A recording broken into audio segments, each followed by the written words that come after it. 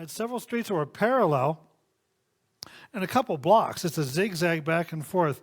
And all those blocks, I do remember one menorah, as we called it, which is not technically the best term for it, in a window. One. And I knew that was a Jewish thing, and that's all I could tell you. That's all I could tell you. Now, some of my knowledge of Hanukkah comes from just these random little bits and pieces I wrote down. Hanukkah is the festival of lights. Instead of one day of presents, we get 8 crazy nights. Adam Sandler's Hanukkah song. Other Hanukkah festivals include singing Hanukkah songs. And while we were there, the rabbi started singing the blessing. The blessing is sung, and there's a couple for different days or whatever.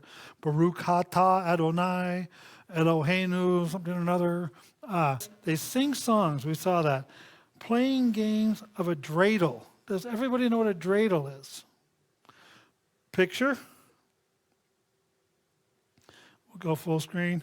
So on those at home here, there is this 4-sided top with letters on it. So you have this dreidel, it's a 4-sided top, you spin it. Depending on what letter lands, you do something with the candy in the middle. You throw a couple of your pieces in, or you take the whole thing to your side, depending on what it lands on. You know, it's not quite roulette, because they just keep throwing more candy in the pot, so you're not really losing much on the deal. But as you go, you're gaining candy, and as far as a kid goes, pretty cool game. Dreidel. And it even says eating oil-based foods. The rabbi mentioned this.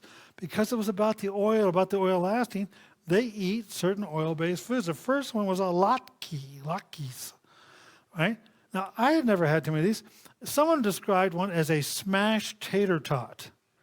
Yeah, and it's not. It gives you an idea. Thin, flat, potato-y, seasoned, a little onion in there or something, fried. Any fried potato is pretty darn good, from French fries to hash browns to whatever. Holidays. I know some people who don't do any Christian holidays, but some churches only do Jewish holidays. Kind of getting back to the real deal type of thing. Well, which one is right? And for the quick fix, I bring to your consideration Romans 14, verse 5. One person considers one day more sacred than another. Another person considers each day alike. Each of them should be fully convinced in their own mind. This passage of Scripture, read it for yourself, Romans 14, starts off with a phrase concerning disputable matters. The Apostle Paul says that some things are disputable. The answer there, reading that passage, is which one's best? Both. I and the Father are one. That sums it up. Right? He just talked about the Father doing it, and we are one. Then they want to stone him. We're not stoning you, verse 33, for any good work, but because of blasphemy, you're a mere man who claimed to be God. And so this is something else to remember during the holiday season, the Christmas season, during the time with all the rushing about and displays and lights and Christmas trees and whatever else is going on. You'll see a menorah. Hopefully you know a bit more about it now than you did. But remember the story that took place on the Festival of Lights, on that Festival of Dedication. He's in the temple. He says things to him, and they want to kill him. Why? Because he's a mere man claiming to be God. That's the way they interpreted what he said. I can't help but notice there's quite a few correlations between him and God in this passage. It leaves us, we'll leave it right there with that question. A mere man or claim to be God?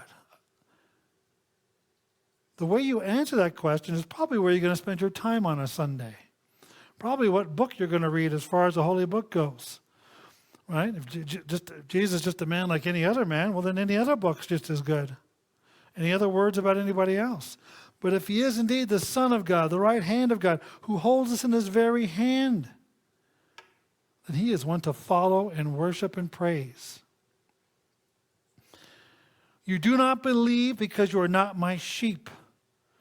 My sheep listen to my voice. I know them. They follow me. Remember that next time you see the Hanukkah, the candelabra.